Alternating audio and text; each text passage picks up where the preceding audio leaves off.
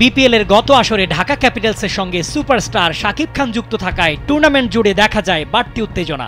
দল সাফল্য না পেলেও গ্যালারিতে শাকিব খানের উপস্থিতি হইচই ফেলে দিয়েছিল। জনপ্রিয়তায় বিপিএল পেতে শুরু করেছিল আইপিএলে কলকাতা নাইট রাইডার্সের সেই চেনা শাহরুখ খানময় ছন্দ। প্রথমবারের মতো ক্রিকেট দলের মালিকানায় এসে ঢাকাই সিনেমার কিং খান খ্যাত শাকিবও ঘোষণা দিয়েছিলেন ভবিষ্যতে তার দল আরও শক্তিশালী হয়ে ফিরবে। চলতি আসরের ডিরেক্ট সাইনিংয়ে দেশি তারকা তাসকিন সাইফকে দলে টানলে ঢাকাকে নিয়ে ভক্ত সমর্থকদের মাঝে ছিল আলাদা আকর্ষণ।